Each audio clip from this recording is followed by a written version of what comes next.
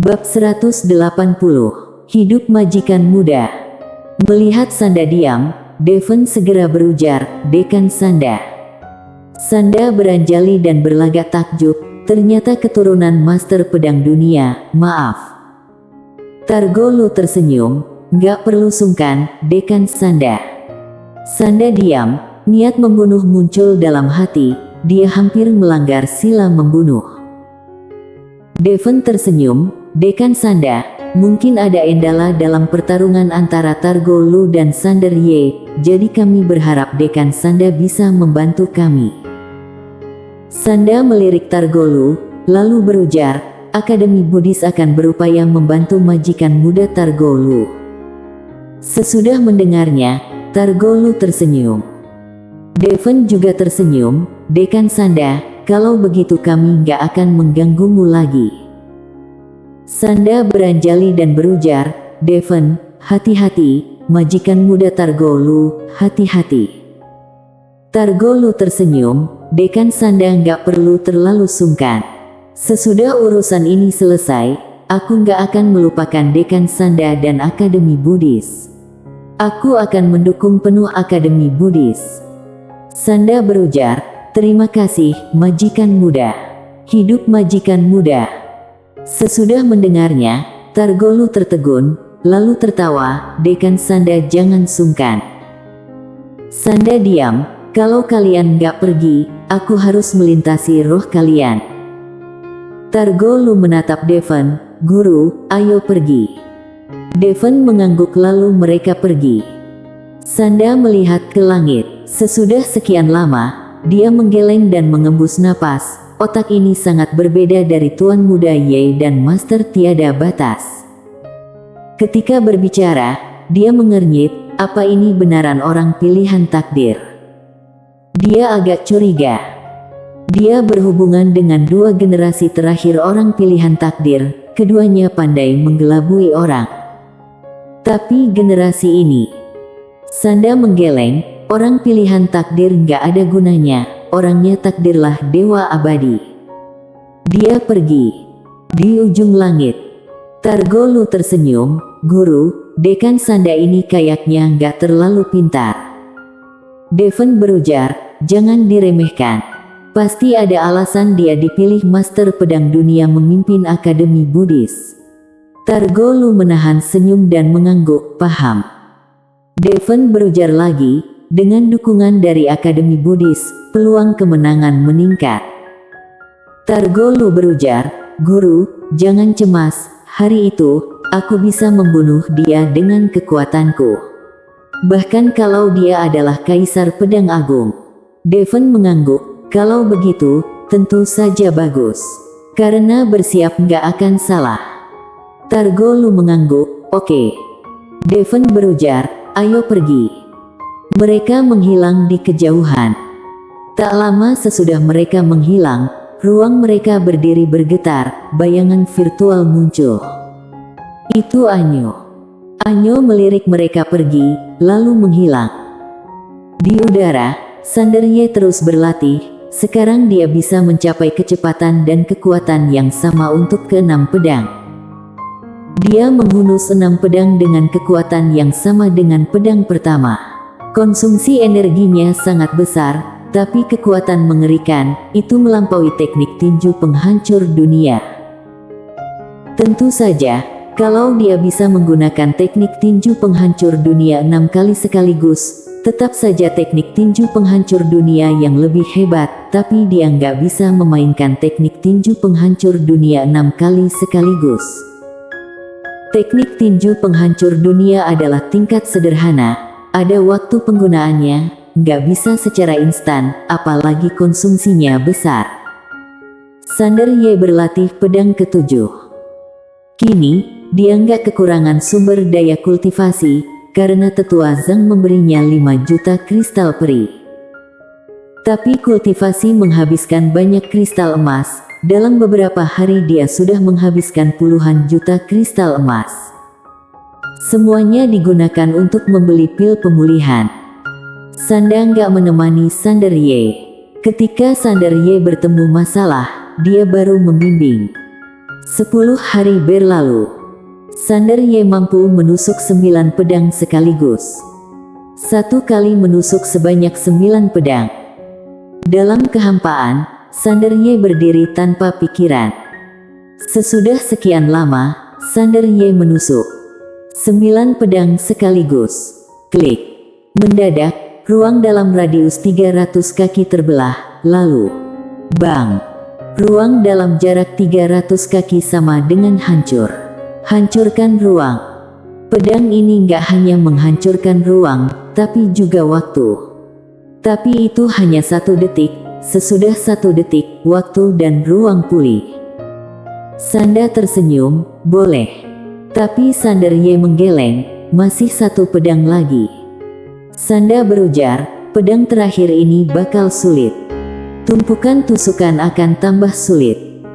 Sander Ye menatap Sanda dan tersenyum, aku pikir ini bukan batasanku, bisa lebih baik lagi. Sanda tertegun, lalu tersenyum, kalau begitu dicoba. Sander Ye mengangguk, dia memakan pil penyembuh. Sesudah beberapa saat, dia berlatih lagi. Sanda menatap Sander Ye yang sedang berlatih sembari tersenyum, bocah itu cakap. Dibandingkan ayahnya, dia nggak begitu mencolok dan lebih tenang. Sander Ye terus menghunus pedang. Pedang terakhir memang sulit, tapi dia nggak menyerah karena dia tahu batas kemampuan sendiri. Kalau dia beneran nggak bisa, dia akan menyerah. Jadi manusia harus sadar diri. Dia mencoba karena merasa belum mencapai batas kemampuan. Sander Ye menusuk 1 demi 1, ruang hancur dan pulih lagi, lalu hancur sesudah pulih. Gagal berulang kali, tapi Sander Ye antusias, bukan putus asa, karena dia menyadari memang bisa meningkat lagi. Dia sudah bisa menusuk 10 pedang sekaligus, tapi kekuatan pedang terakhir hanya 70% dari pedang pertama, di mana tadinya pedang terakhir hanya 20% dari pedang pertama. Sekarang, pedang terakhir sudah jadi 70%. 5 hari berlalu. Jelek. Di langit berbintang, suara robekan terdengar, ruang dalam radius 500 kaki retak, lalu hancur. Bang! Gelombang kejut ruang yang dihasilkan oleh fragmentasi ruang langsung menyebar hingga ribuan kaki, ruang radius ribuan kaki retak menjadi jaring laba-laba. Tapi Sander Ye langsung pingsan. Kekuatan lembut menyeret Sander Ye.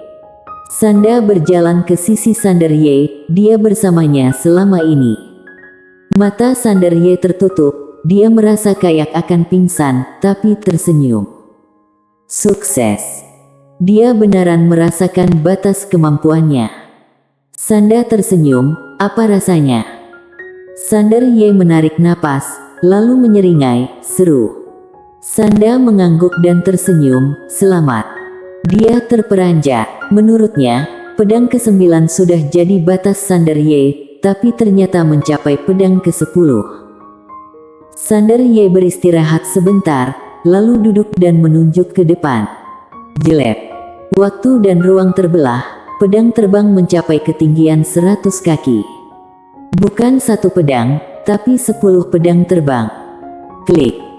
Ketika 10 pedang terbang mendarat, sudut ruang retak, lalu, ruang dalam radius 500 kaki hancur lagi. Melihat adegan itu, Sanda tertegun, teknik pedang terbang. Sander Ye tersenyum, ya. Teknik pedang terbang juga bisa ditumpang tindihkan. Sanda berujar, teknik pedang terbang kamu sangat cepat, tapi sayangnya, kamu menggunakan pedang energi. Kalau ada 10 pedang terbang asli yang kuat, kekuatan akan meningkat setidaknya 5 kali lipat.